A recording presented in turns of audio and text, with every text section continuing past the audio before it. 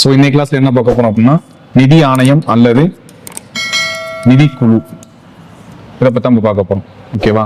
So இதில் நம்ம எப்படி பார்க்கலாம் அப்படின்னா, ஃபர்ஸ்ட் நிதி ஆணையம்னா என்ன அப்படின்னு பார்க்கணும். செகண்ட் என்ன பார்க்கணும் அப்படின்னா அதோடைய பணி என்ன அப்படின்னு பார்க்கணும். மூணாவது என்ன அப்படின்னா அதோடைய அமைப்பு எப்படியெல்லாம் அதோட ஸ்ட்ரக்சர் இருக்குது அதை பத்தி பார்க்கணும். நாலாவது அதோடைய தலைவர், அதை பத்தி பார்க்கணும். அஞ்சாவது என்ன பார்க்கணும் அப்படின்னா 16வது நிதிக்குழு பத்தி, ஏன்னா அது வந்து போன வருஷம் தான் அப்பாயிண்ட் பண்ணாங்க. ஸோ அந்த 16வது நிதிக்குழுனா என்ன, அதோடைய ஸ்ட்ரக்சர் எப்படி இருக்குது அதை பார்க்கணும். கடைசி என்ன பார்க்கணும் அப்படின்னா ஸ்டேட் உடைய ஃபினான்ஸ் கமிஷனை பத்தி பார்க்க வேண்டியிருக்கும். ஓகேவா? இந்த டாபிக்லாம் கவர் பண்ணணும் அப்படின்னா நமக்கு என்ன முடிஞ்சோம் அப்படின்னா நிதி ஆணையம் அப்படிங்கிற டாபிக் கவர் ஆயிரும். எப்பயுமே ஒரு கொஸ்டின் டிஎன்பிஎஸ்சியில மாத்தி எக்கனாமிக்ஸ் கேட்கக்கூடிய ஏரியா தான் இந்த நிதி ஆணையம் அப்படிங்கிறது. ஸோ பார்க்கலாமா?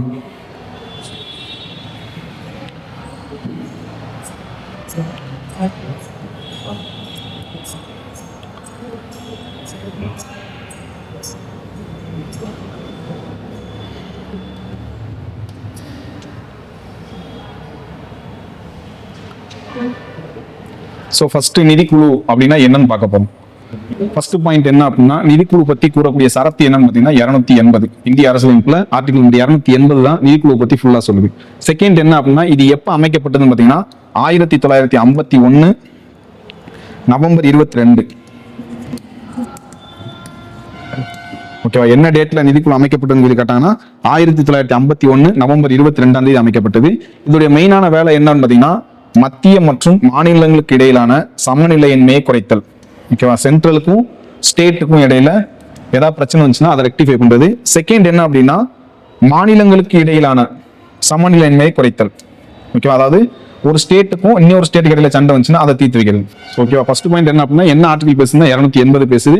செகண்ட் எப்ப அமைக்கப்பட்டது அப்படின்னு பார்த்தீங்கன்னா 1951 நவம்பர் 22 அமைக்கப்பட்டது. மூணாவது பாயிண்ட் இதோட மெயின் ஃபங்க்ஷன் என்னன்னா சென்ட்ரலுக்கும் ஸ்டேட்டுக்கு இடையில சண்டை நடந்தாலோ ஸ்டேட்டுக்கும் ஸ்டேட்டுக்கு இடையில சண்டை இருந்தாலோ அதை வந்து தீர்த்துக்கக்கூடிய வேலையை வந்து இது பார்க்கும். அதுக்கடுத்து பாயிண்ட் என்ன அப்படின்னு பார்த்தீங்கன்னா இந்த நிதிக்குழு வந்து பாத்தீங்க அப்படின்னா 5 ஆண்டுகளுக்கு ஒரு முறை வந்து அமைக்கப்படுகிறது. ஓகேவா? இதோட பதவி காலம் அப்படின்னு பாத்தீங்க அப்படின்னா 5 வருஷம். ஆனா என்னன்னா 2 வருஷத்துக்கு முன்னாடி அதை அமைச்சிருவாங்க. எக்ஸாம்பிள் என்ன சொல்லலாம், ஒரு நிதிக்குழுவோட பதவி காலம் வந்து 2015 to 2020 அப்படின்னு பார்த்தோம் அப்படின்னா அது எப்ப அமைச்சிருவாங்க அப்படின்னா 2 வருஷத்துக்கு முன்னாடி 2013 என்ன பண்ணிடுவாங்க, அதை அப்பாயிண்ட் பண்ணிடுவாங்க. ஓகேவா? அதை தான் இங்க சொல்ல வராங்க. அதுக்கப்புறம் மெயினான பாயிண்ட் என்ன அப்படின்னா இது வந்து ஒரு தற்காலிக அமைப்பு, நிரந்தர அமைப்பு கிடையாது. இது வந்து ஒரு தற்காலிக அமைப்பு. எப்பனாலும் இது வந்து மாற்றி அமைக்கக்கூடிய உரிமை யாருக்கு உண்டு அப்படின்னா குடியரசுத் தலைவருக்கு உண்டு. ஓகேவா? இதான் இதுல மெயினான பாயிண்ட். ஸோ ஃபர்ஸ்ட் என்ன பார்த்தோம், என்ன ஆர்டிகல் பேசுதுன்னா 280. செகண்ட் எப்ப அமைக்கப்பட்டது 1951 நவம்பர் 22. மூணாவது என்ன பார்த்திருக்கோம் அப்படின்னா சென்ட்ரலுக்கும் ஸ்டேட் கடையில சண்டை இருந்தாலோ ஸ்டேட்டுக்கும் ஸ்டேட் கடையில சண்டை இருந்தாலோ அது தீர்த்துக்கூடிய வேலையை பார்க்கலாம். அதுக்கடுத்து பாத்தீங்க அப்படின்னா 5 வருஷத்துக்கு ஒரு டைம் அப்பாயிண்ட் பண்றாங்க. ஆனா எப்ப அமைச்சிருவாங்க, 2 ஆண்டுகளுக்கு முன்பு அமைக்கப்படும். கடைசி என்ன பார்த்தோம் அப்படின்னா இது வந்து ஒரு தற்காலிக அமைப்பு. இதான் நிதி ஆயக்கூடிய நிதி ஆணையத்துடைய ஒரு சிம்பிளான டெஃபினேஷன். செகண்ட் என்ன பார்க்கலாம் அப்படின்னா இதோடைய பணி என்னன்னு சொல்லி பார்க்கலாம். ஓகேவா? நிதிக்குழுவுடைய பணி, நிதிக்குழுவோட பணியை பத்தி என்ன ஆர்டிகல் பேசுதுன்னா ஆர்டிகல் நம்பர் 280 சப்டிவிஷன் 3 தான் நிதி ஆணையத்துடைய பணி என்ன அப்படின்னு பேசுது. மெயினா இதை ஃபுல்லா நம்ம ஞாபகம் வைக்கணும்னு கேட்டா ஞாபகம் வைக்க வேண்டாம். அதுக்கு நம்ம சின்ன ஒரு ஷார்ட்கட் பார்த்துக்கலாம். ஃபர்ஸ்ட் என்ன அப்படின்னா வரி வருவாய்களை, நிகர வரி வருவாய்களை ஒதுக்கீடு செய்கிறது.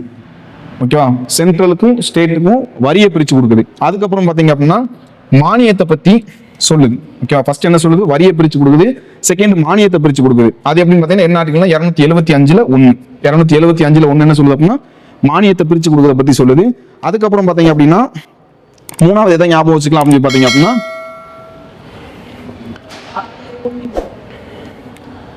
பஞ்சாயத்து அமைப்புடைய நிதி ஆதாரத்தை வலுப்படுத்தும் நோக்குடன் இந்தியாவின் தொகுப்பு நிதி அதிகரிக்கிறது. ஓகேவா? அப்ப மூணாவது பாயிண்ட் என்ன ஞாபகம் வச்சுக்கலாம் பாத்தீங்கன்னா பஞ்சாயத்து அமைப்புடைய நிதி ஆதாரத்தை வந்து பெருக்குது. அதுக்கப்புறம் 4வது பாயிண்ட் நகராட்சி அமைப்புடைய நிதி ஆதாரத்தை வலுப்படுத்துது. ஓகேவா? கடைசி என்ன சொல்லலாம் அப்படின்னா குடியரசுத் தலைவர் ஏதாவது நிதி சம்பந்தப்பட்ட ஒரு பரிந்துரை கேட்டாரோ அதுக்கு வந்து என்ன பண்ணுவாங்க அப்படின்னா அதை தீர்த்து வைக்கக்கூடிய ஒரு ஆலோசனை வந்து கொடுப்பாங்க. அப்போ ஃபர்ஸ்ட் பாயிண்ட் இதோடைய பணிகள், நிதிக்குழுவுடைய பரிந்துரைகள் அல்லது பணிகள் சொல்லி கேட்டாங்க அப்படின்னா என்ன சொல்லலாம்னா சென்ட்ரலுக்கும் ஸ்டேட்டுக்கு இடையில வரியை பிரிச்சு கொடுக்கும். செகண்ட் என்ன செய்வாங்க, மானியத்தை பிரிச்சு கொடுப்பாங்க. அதாவது 275 1 படி மானியத்தை பிரிச்சு கொடுப்பாங்க. மூணாவது பஞ்சாயத்துடைய நிதி ஆதாரத்தை பெருக்குது. 4வது நகராட்சியோட நிதி ஆதாரத்தை பெருக்குது. 5வது பாத்தீங்க அப்படின்னா குடியரசுத் தலைவருக்கு ஏதாவது நிதி சம்பந்தப்பட்ட கோரிக்கை இருந்துச்சு அப்படின்னா அதை ரெக்டிஃபை பண்ணி கொடுப்பாங்க. அதுக்கப்புறம் பாத்தீங்கன்னா இது வந்து மொத்தமா ஒரு தொகுப்பு உருவாக்கி வந்து யார்கிட்ட கொண்டு போய் கொடுப்பாங்க அப்படின்னா இந்த பரிந்துரையை ஃபுல்லா குடியரசுத் தலைவர்கிட்ட போய் கொடுப்பாங்க. நிதி ஆயோக் தன்னுடைய பரிந்துரை விளக்க குறிப்பு யார்கிட்ட போய் கொடுக்க போது குடியரசுத் தலைவர்கிட்ட கொடுக்க போறாங்க. அந்த குடியரசுத் தலைவர் என்ன பண்ண போறாங்கன்னா நாடாளுமன்றத்துல ஒவ்வொரு அவையிலும் இதை கொண்டு போய் சமர்ப்பிக்க போறாரு. ஓகேவா, இவங்க ஒரு மொத்தமா ஒரு பட்ஜெட் மணிக்கு போட்டு யார்கிட்ட போய் கொடுக்குறாங்க அப்படின்னா குடியரசுத் தலைவர்கிட்ட போய் கொடுக்குறாங்க. குடியரசுத் தலைவர் தான் என்ன பண்றாருன்னா இதை நாடாளுமன்றத்தில் வந்து சமர்ப்பிக்கிறார். இதான் நிதி ஆணையத்துடைய பணிகள். ஓகேவா, இதுக்கப்புறம் என்ன பார்க்க போறோம் அப்படின்னா நிதி ஆணையத்துடைய அமைப்பு பத்தி பார்க்க போறோம். ஓகேவா, இதோட அமைப்புன்னு சொல்லி பாத்தீங்க அப்படின்னா இங்க இருக்கு பாருங்க. தான்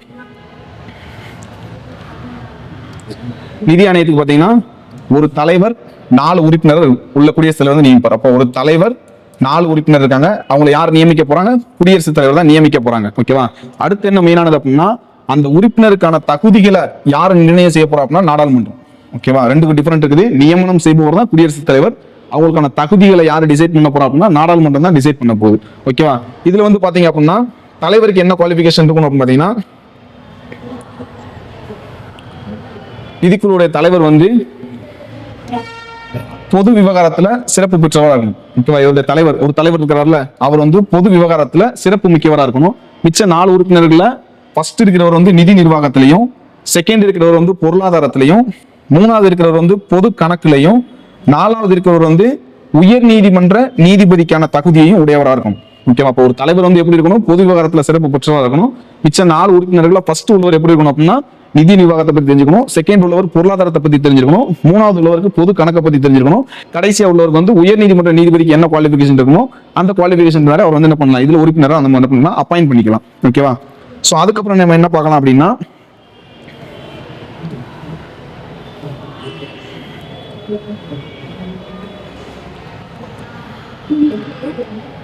16 நிதிக்குழுவை பத்தி நம்ம இப்ப பார்க்க போறோம். கொஸ்டின் கேட்டாங்க அப்படின்னா யார் அப்பாயிண்ட் பண்ணுவா, நிதி ஆணையத்தோட உறுப்பினர்களையும் தலைவர்களையும் யார் அப்பாயிண்ட் பண்ணுவா அதை கேட்கலாம். செகண்ட் நிதி ஆணையத்தோட பணிகளை கேட்கலாம். 3வது ரொம்ப ரொம்ப முக்கியமானது கொஸ்டின் எப்பயுமே கேட்கக்கூடியது தலைவர்களை வச்சு தான் கேட்பாங்க. 2 டைப்பா கேட்கலாம். ஒன்னு எப்ப அப்பாயிண்ட் பண்ணாங்க, அவங்களோட பதவிக்காலம் எவ்வளவு, அதுக்கப்புறம் விட்டாங்கன்னா மெயினா கேட்கக்கூடியதுன்னா இந்த தலைவரை வச்சு கேட்பாங்க. 10வது நிதிக்குழு தலைவர் யார் டைரக்டாவும் கேட்கலாம். செகண்ட் ஒரு 4 பேரை கொடுத்துட்டு என்ன பண்ணுவாங்க அப்படின்னா மாடிஃபிகேஷன் பண்ணி ரீஅரேஞ்ச் பண்ணி எழுதுங்க அப்படிங்கிற மாதிரி கொடுப்பாங்க. ஸோ நம்ம தலைவர்களை பத்தி பார்க்கும்போது முதல் தலைவர், முதல் நிதிக்குழு எப்ப அமைக்கப்பட்டது, யாரு தலைவரா இருந்தா அவங்களுடைய செயல்பாடு காலம் என்னவா இருக்குது, இதைத்தான் நம்ம பார்க்க போறோம். ஓகேவா, ஃபர்ஸ்ட் பாத்தீங்க அப்படின்னா முதலாவது நிதிக்குழு 1951 அமைக்கப்பட்டது. அதோடைய தலைவரா கேசி நியோகி இருந்தாப்புல. செயல்படும் காலம் பாத்தீங்கன்னா 52 to 57. ஓகேவா, அடுத்து 2வது நிதிக்குழு 1956 அமைக்கப்பட்டது. கே சந்தானம் அப்படிங்கிறவங்க அதோடைய தலைவராக இருந்தாங்க. எப்ப செயல்பாட்டு காலமா இருந்துச்சுன்னா 1957 to 62. 3வது நிதிக்குழு எப்ப அமைக்கப்பட்டதுன்னா 1960. அதோடைய தலைவராக யார் இருந்தா அப்படின்னா சந்தா அப்படிங்கிறவர் இருந்தாரு. செயல்பாட்டு காலம் பாத்தீங்கன்னா 62 to 66. 4வது யாருன்னு பாத்தீங்கன்னா 1964 ஏ ராஜமன்னார். செயல்பாட்டு காலம் பாத்தீங்கன்னா 66 to 69. 5வது நிதிக்குழுவின் தலைவர் யாருன்னு பாத்தீங்கன்னா மகாவீர் தியாகி. எப்ப அமைக்கப்பட்டதுன்னா 1968. செயல்பாட்டு காலம் பாத்தீங்கன்னா 69 to 74. 6வது நிதிக்குழு பாத்தீங்கன்னா 1972 அமைக்கப்பட்டது. அவருடைய தலைவரா பிரமானந்த ரெட்டி இருந்தாப்புல. அவருடைய செயல்பாட்டு காலம் பாத்தீங்கன்னா 1974 to 79. 7வது நிதிக்குழு எப்ப அமைக்கப்பட்டதுன்னா 1977. இதோடைய தலைவரா யார் இருந்தா அப்படின்னா JM சாலட் இருந்தாரு. இது எப்ப செயல்பாட்டு காலமா இருந்துச்சுன்னா 79 to 84. 8வது நிதிக்குழு எப்ப அமைக்கப்பட்டதுன்னா 1983. இதோடைய தலைவரா யார் இருந்தா அப்படின்னா YB சவான் இருந்தாரு. அதோடைய செயல்பாட்டு காலம் பாத்தீங்கன்னா 84 to 89. 9வது நிதிக்குழு எப்ப அமைக்கப்பட்டதுன்னா 1987. இதோடைய தலைவரா சால்வே அப்படிங்கிறது இருந்தாரு. இதோட செயல்பாட்டு காலம் பாத்தீங்கன்னா 89 to 95. 10வது நிதிக்குழு எப்ப அமைக்கப்பட்டுச்சுன்னா 92 அமைக்கப்பட்டுச்சு. அதோடைய தலைவரா யார் இருந்தா அப்படின்னா கேசி பந்த். அதோடைய செயல்பாட்டு காலம் 95 to 2000. 11வது நிதிக்குழு எப்ப அமைக்கப்பட்டதுன்னா 1998. அதோடைய தலைவரா குஸ்ரோ அப்படிங்கிறது இருந்தாரு. இதோட செயல்பாட்டு காலம் நம்ம என்ன சொல்லலாம் அப்படின்னா 2000 to 2005. அடுத்து 12வது நிதிக்குழு எப்ப அமைக்கப்பட்டுச்சுன்னா 2002. அதோடைய தலைவரா யார் இருந்தா அப்படின்னா சி ரங்கராஜன் அப்படிங்கிறது இருந்தாரு. அதோடைய செயல்பாட்டு காலமா 2005 to 2010 சொல்லலாம். அடுத்து 13வது நிதிக்குழு எப்ப அமைக்கப்பட்டுச்சுன்னா 2007. அதோடைய தலைவரை யார் இருந்தா அப்படின்னா டாக்டர் விஜய் எல் கெல்கர் இருந்தாரு. அதோடைய செயல்பாட்டு காலம் 2010 to 2015. அதுக்கப்புறம் பாத்தீங்க அப்படின்னா 14வது நிதிக்குழு இது எப்ப அமைக்கப்பட்டுச்சுன்னா 2013. அதோடைய தலைவரை யார் இருந்தா அப்படின்னா YV ரெட்டி இருந்தாரு. அதோடைய செயல்பாட்டு காலம் 2015 to 2020. அடுத்து 15வது நிதிக்குழு எப்ப அமைக்கப்பட்டுச்சுன்னு பாத்தீங்கன்னா 2017. அதோடைய தலைவராக நந்தகிஷோர் சிங் இருந்தாரு. அதோடைய செயல்பாட்டு காலம் 2020 to 2025. அடுத்து 16வது நிதிக்குழு 2024 அமைக்கப்பட்டுச்சு. இதோடைய தலைவரா அரவிந்த் பனகாரியா அப்படிங்கிறவர் இருந்தாரு. இதோடைய செயல்பாட்டு காலம் 2026 to 2031. இதுக்கு நம்ம எப்படி ஞாபகம் வச்சுக்கலாம் அப்படின்னா இது ஒரு குட்டியா ஒரு ஷார்ட்கட் மட்டும் பார்த்துக்கலாம். ஷார்ட்கட்ல எப்படி பார்க்கலாம் அப்படின்னா,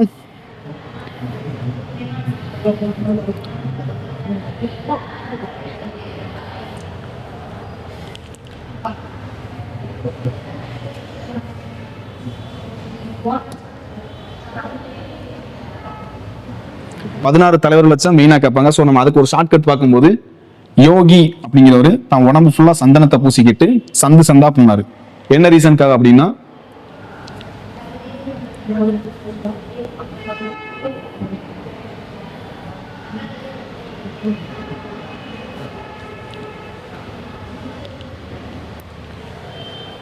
யோகி அப்படிங்கிறவரு தன் உடம்பு ஃபுல்லா சந்தனத்தை பூசிக்கிட்டு சந்து சந்தா போனாரு. என்ன ரீசன் அப்படின்னா, மன்னரை பாக்குறதுக்கு.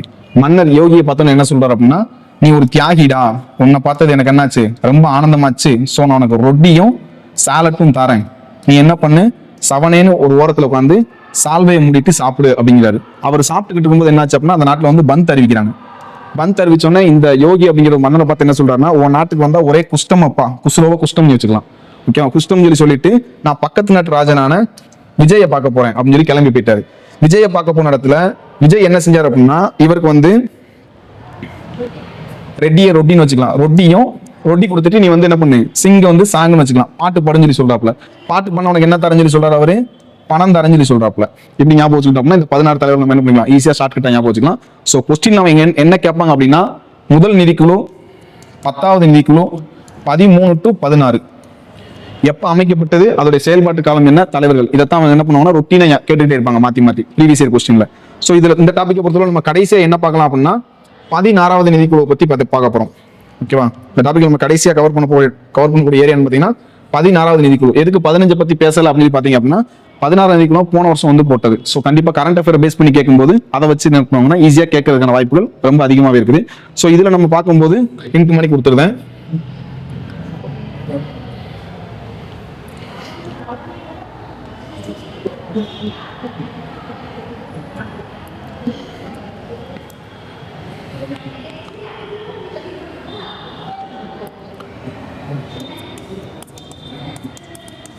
பதினாறாவது நிதிக்குழு, இதோடைய தலைவரா யார் இருந்தா பாத்தீங்கன்னா அரவிந்த் பனகாரியா. நம்ம கடைசியா பார்த்தோம்ல, அந்த அரவிந்த் பனகாரியா அப்படிங்கிறவர் தான் இதோடைய தலைவரா இருந்தாரு. அதுக்கப்புறம் பாத்தீங்கன்னா இதோடைய செயலாளர் செக்ரட்டரியா யார் இருந்தாங்க பாத்தீங்க அப்படின்னா ரித்விக் ரஞ்சனம் பாண்டே. இதோடைய செயலாளராக யார் இருந்தாங்க அப்படின்னா ரித்விக் ரஞ்சனம் பாண்டே அப்படிங்கிறவங்க இதோடைய செயலாளராக இருந்தாங்க. அதுக்கப்புறம் வந்து முழு நேர உறுப்பினர்களா, இதுல வந்து முழு நேரம் ஃபுல் டைம் யாருன்னா ஒர்க் பண்ணான்னு பாத்தீங்க அப்படின்னா அஜய் நாராயணன் ஷா அப்படிங்கிறவரும். செகண்ட் யார் இருந்தான்னு சொல்லி பாத்தீங்க அப்படின்னா அன்னி ஜார்ஜ் மேத்யூ.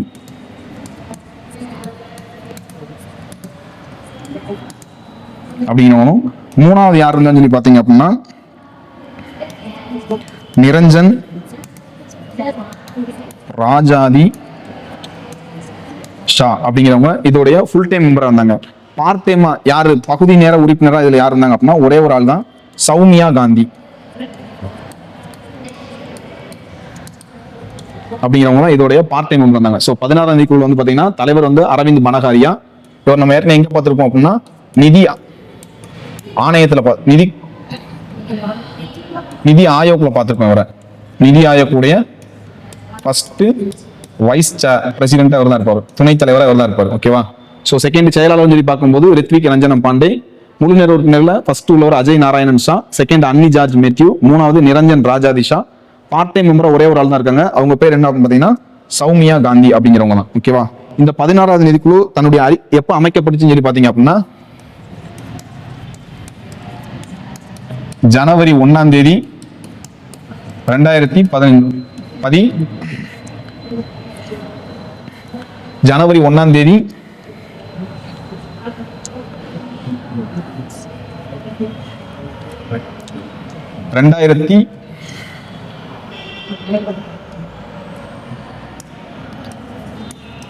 2024 அமைக்கப்பட்டுச்சு. அமைக்கப்பட்ட தேதி பாத்தீங்கன்னா ஜனவரி 1, 2024. எப்ப அறிக்கையை சமர்ப்பிக்கணும் அப்படின்னு பாத்தீங்கன்னா அக்டோபர் 31, 2025 தன்னுடைய அறிக்கையை வந்து சமர்ப்பிச்சாகணும். இவங்களுடைய ரிப்போர்ட் எப்ப செயல்பாட்டு காலமா வரும்னு பாத்தீங்க அப்படின்னா 2026 ஏப்ரல் 1ஆம் தேதி இவங்களுடைய அறிக்கை வந்து செயல்பாட்டுக்கு வந்துடும். ஓகேவா? அப்போ 16ஆம் தேதிக்குள்ள அமைக்கப்பட்டது கேட்டாங்கன்னா ஜனவரி 1, 2024. எப்ப இவங்களுடைய அறிக்கையை சமர்ப்பிக்கணும்னு சொல்லி காலக்கெடு கொடுத்துருக்காங்க அப்படின்னா அக்டோபர் 31, 2025. இவங்களுடைய அறிக்கை வந்து எப்ப நடைமுறைக்கு வரும்னு பாத்தீங்கன்னா 2026 ஏப்ரல் 1ஆம் தேதி நடைமுறைக்கு வர ஆரம்பிச்சிடும். ஓகேவா? சோ அதுக்கப்புறம் இந்த டாபிக்ல நம்ம கடைசியா பார்க்கக்கூடியது என்னன்னு பாத்தீங்க அப்படின்னா ஸ்டேட் உடைய ஃபினான்ஸ் கமிஷன், மாநில நிதிக்குழு. ரொம்ப சிம்பிளா பார்த்து முடிச்சிடலாம். ஃபர்ஸ்ட் மாநில நிதிக்குழுக்கான ஆர்டிகல் என்னன்னு பாத்தீங்கன்னா 243 ஐ மற்றும் ஒய். ஓகேவா? 243ல ஐ மற்றும் ஒய் தான் மாநில நிதி ஆணையத்தை பத்தி பேசுது. இதுல ஐ அப்படிங்கிறது கிராம பஞ்சாயத்துக்கும்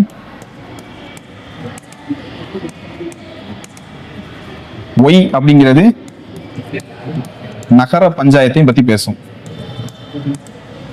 ஓகேவா? 243 ஐ மற்றும் ஒய் தான் ஸ்டேட்டுடைய ஃபினான்ஸ் கமிஷன் பத்தி பேசுது. ஐ அப்படிங்கிறது கிராம பஞ்சாயத்துக்கான நிதி ஆணையமும், ஒய் அப்படிங்கிறது நகர பஞ்சாயத்துக்கான நிதி ஆணையத்தை பத்தியும் பேசுது. அடுத்து பாத்தீங்க அப்படின்னா இதோடைய மெயினான வேலைன்னு பாத்தீங்கன்னா ஸ்டேட்டுக்கும் பஞ்சாயத்துக்கும் இடையில வரியை பிரிச்சு கொடுக்கணும். நம்ம அதுல பார்த்தோம் சென்ட்ரலுக்கும் ஸ்டேட்டுக்கும் பிரிச்சு கொடுப்பாங்கன்ட்டு. இதுல என்ன பண்ண போறாங்க அப்படின்னா ஸ்டேட்டுக்கும் பஞ்சாயத்துக்கும் என்ன பண்ண போறாங்கன்னா வரியை வந்து பிரிச்சு கொடுக்க போறாங்க. ஓகேவா? அதுக்கு அடுத்து வேலை பாத்தீங்க அப்படின்னா இதோட அமைப்புன்னு சொல்லி பாத்தீங்க அப்படின்னா அதே மணிக்கு தான் ஒரு தலைவர் 4 உறுப்பினர் இருப்பாங்க. ஒரு தலைவர் எப்பயும் எப்படிதான் இருக்கணும் அப்படின்னா பொது விவகாரத்துல சிறப்பு முக்கியவராக இருக்கணும். 4 உறுப்பினர்ல ஃபர்ஸ்ட் உறுப்பினர் வந்து நிதி பற்றி தெரிஞ்சுக்கணும், செகண்ட் உறுப்பினருக்கு வந்து பொருளாதாரத்தை பத்தி தெரிஞ்சுக்கணும், 3வது உறுப்பினருக்கு அதுல உள்ள மணிக்கு பொது கணக்கை பத்தி தெரிஞ்சுக்கணும், 4வது உள்ளவருக்கு தான் கொஞ்சம் டிஃபரெண்ட் ஆகும். அதுல வந்து உயர் நீதிமன்ற நீதிபதிக்கான தகுதி உடையவராக இருக்கணும். நம்ம வந்து சென்ட்ரல் பினான்ஸ் கமிஷன் பார்க்கும்போது இதுல வந்து என்னன்னு பாத்தீங்க அப்படின்னா மாவட்ட நீதிபதி அவருக்கு என்ன குவாலிஃபிகேஷன் இருக்குமோ அந்த குவாலிஃபிகேஷன் தான் இதோட 4வது உறுப்பினராக என்ன பண்ணலாம் சேர்த்துக்கிட போடுவார்கள். ஓகேவா? அதுக்கடுத்து பாத்தீங்க அப்படின்னா இவங்களை நியமனம் பண்ணக்கூடிய அத்தாரிட்டி யார்கிட்ட இருக்குன்னு பாத்தீங்கன்னா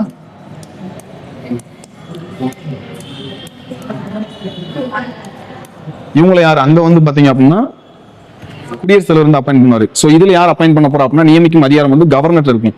சோ அதுக்கப்புறம் இவங்களுக்கான இந்த 5 பேருக்கான குவாலிஃபிகேஷன் யார் டிசைட் பண்ண போறா அப்படின்னா மாநில சட்டப்பேரவை தான் ஒரு தலைவர் 4 உறுப்பினருக்கான குவாலிஃபிகேஷன் வந்து டிசைட் பண்ண போகுது. அங்க யாரு டிசைட் பண்ணா நாடாளுமன்றம் டிசைட் பண்ணும். இங்க வந்து மாநிலத்துடைய சட்டப்பேரவை தான் டிசைட் பண்ண போகுது. அதுக்கப்புறம் இவங்களுடைய பதவி காலம் பாத்தீங்க அப்படின்னா அவங்களுக்கு இருந்த மணிக்கே தான் அதே 5 ஆண்டுகள் தான். ஓகேவா?